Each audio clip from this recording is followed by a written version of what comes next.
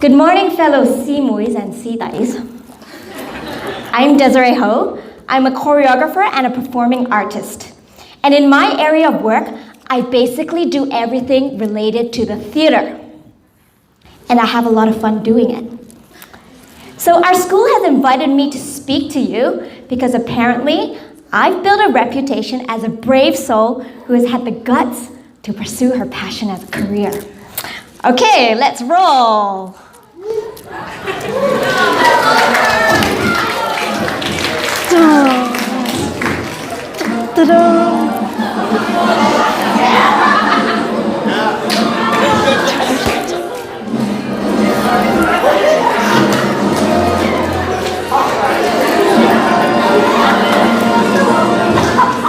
I really like that sound effect. So what do I have to say about this controversial, cliche, and much easier said than done topic of pursuing your passion?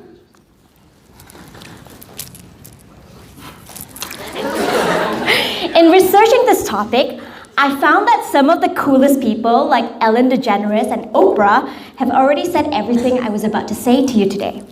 So my first piece of life advice for you is that it is absolutely okay to waste more time on social media looking up these videos.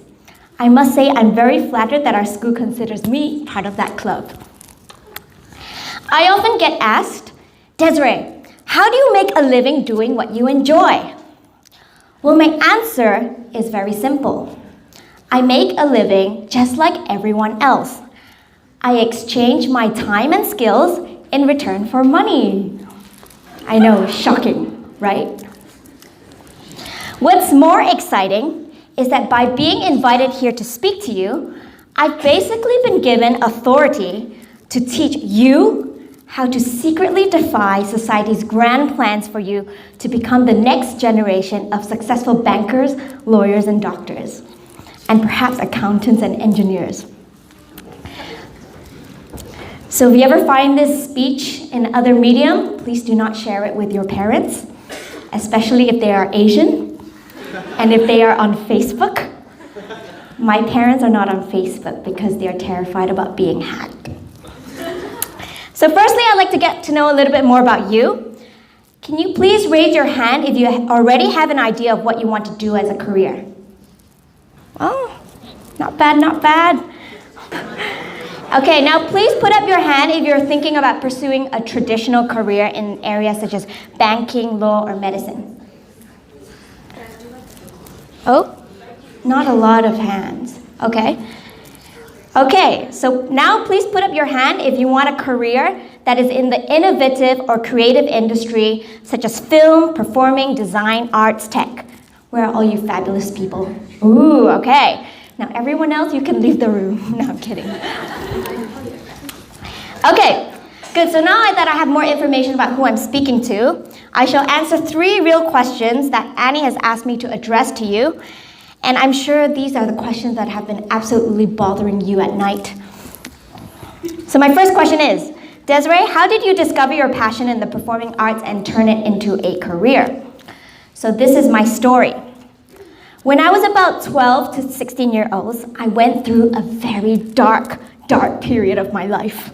At that time, I thought I was kind of depressed because I was dealing with someone in my life who really hated me and made sure they knew that I was a very dislikable person. But with hindsight though, I realized I was probably just going through this painful phase called puberty. So while I was in this darkness, the day came when I found my first love. I experienced a dance show up close. So a group of youngsters had performed a street routine at a youth center and I just happened to be there. The synchronization and the rhythm of their movement was so instantly gratifying. It was like an OCD person seeing every piece of the puzzle fall into the right place. For you gamers in the room, it's like playing your favorite game console for the very first time and finding it very hard to put down. For the people who like social media here, it was like receiving a Snapchat from your crush, except with cat ears and hearts. So I really just wanted to be part of it. So that was the feeling I had when I discovered the amazing world of the performing arts. So that was my newfound addiction, my new drug. And from then, I was hooked like a moth to a flame. And the more I danced, the more I wanted to dance. So to me, that's what passion feels like. And the major takeaway for you here is that if you ever find something that resembles what I just described, you should treasure it and nurture it. So as a result of my addiction, I used to have this horrible habit of watching YouTube videos of performances until 5 or 6 a.m. in the morning, even on school nights.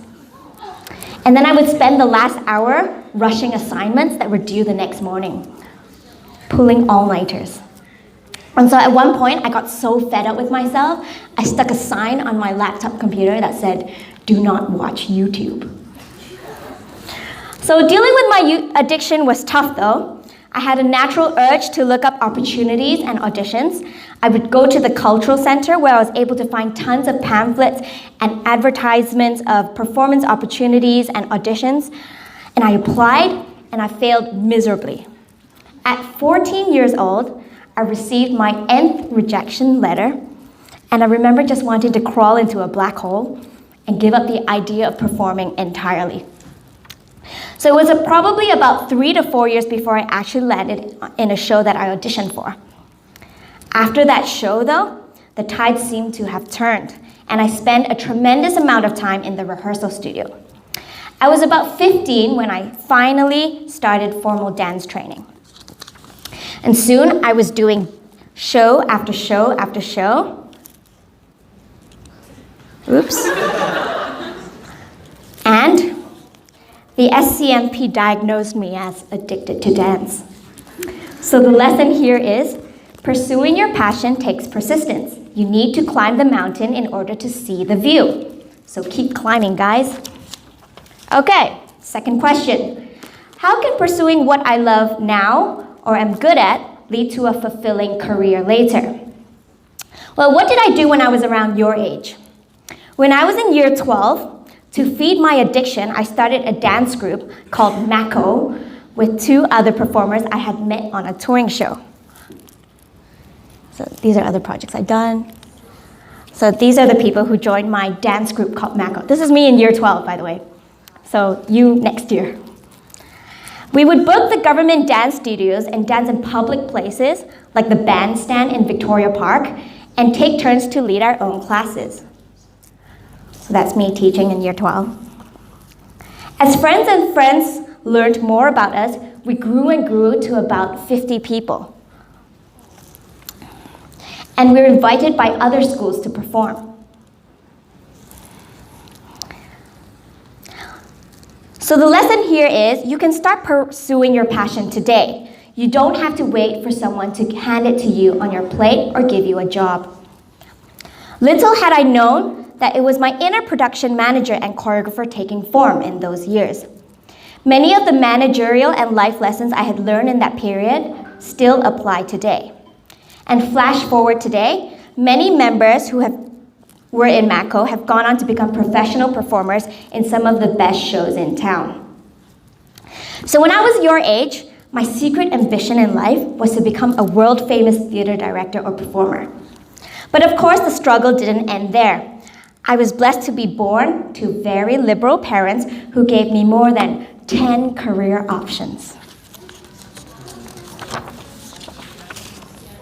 Desiree, they would say, you should become a lawyer, a doctor, a lawyer, a doctor, a lawyer, a doctor, a lawyer, a doctor, an accountant, or maybe a banker. And so, I became a dancer.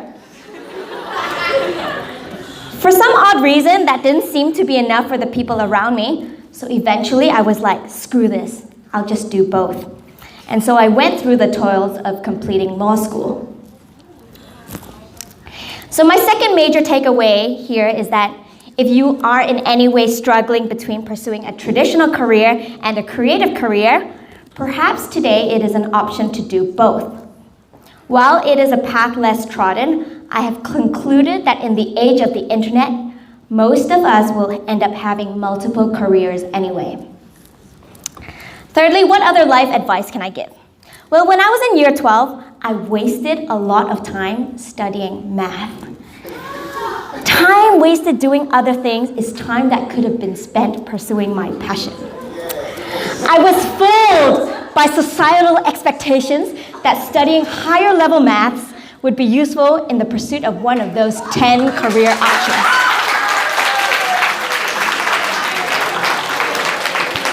So my third major takeaway for you is that more than a decade of hindsight of experience after graduating, I can confirm that studying higher level maths has absolutely zero useful life application for pursuing your passion. All I remember from math is Dr. Varro, or Mr. Varro at the time. He yelled at me in class, asking me to stop slacking off. So then I would aimlessly copy everything down into my notebook in multiple colors.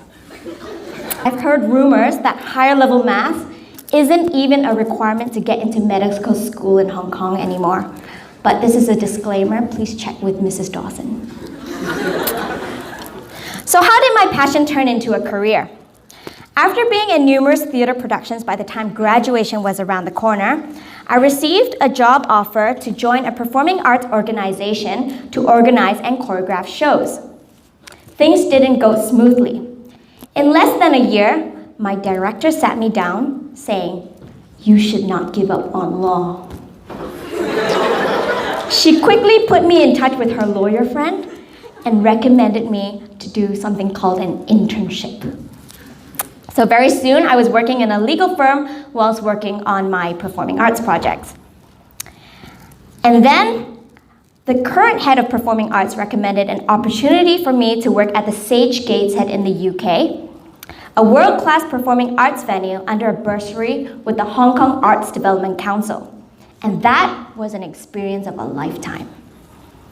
At the Sage Gateshead, I worked alongside senior directors at their meetings, learning about how they manage their venue, how they manage ticket sales and profits, and of course, I was tasked with reviewing all of their service level agreements and venue contracts due to my legal background. I worked on shows like Lord of the Dance and John Barrowman's Concert. I was also heavily involved in their learning and participation projects that showed me the power of arts and education in benefiting the community. So last question, how can I find a fulfilling career in life? Well, once you've found your passion, challenge yourself to see how far you can go with it. For me, my journey in the performing arts has taken me across the world to perform at events such as Clock and Flat in Hong Kong, to singing in Nakano Zero Hall in Tokyo, and performing at the Metro Radio Arena in the UK with a band called Take That.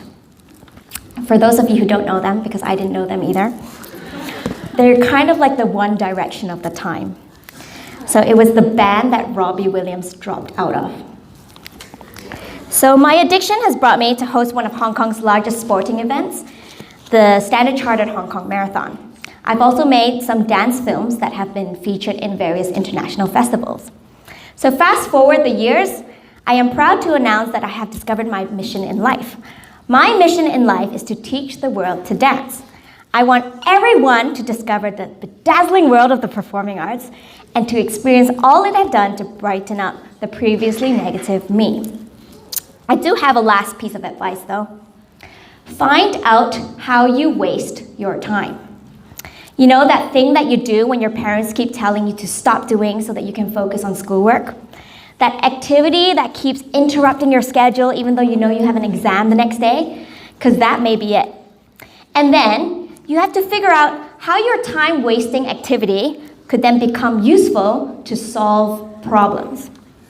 For example, if you love food and you spend all your time snacking, you might think about becoming a chef to help people experience new flavors, like the next Gordon Ramsay or even the next Christian Yang, our very own alumnus, class of 1996. If you love watching TV and soaps, you might be the next Alex Wu, the CEO and award-winning film director of Cuckoo Studios, working on a next new Netflix animation, who is also our alumnus, class of 1999. If you're addicted to video games, maybe you'll become like my friend and co-speaker, Eric Tan over here, who, with his company, Fifth Journey, develops the next generation of Hollywood games and mobile entertainment. Or perhaps you could just make it big on esports. So even if you're like, Desiree, all I like doing is wasting time and doing nothing and being a couch potato.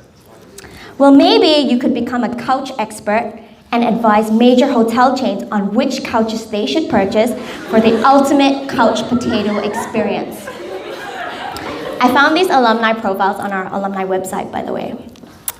So in conclusion, I leave you with 3 pieces of life advice to help you pursue your passion. Firstly, watch YouTube religiously.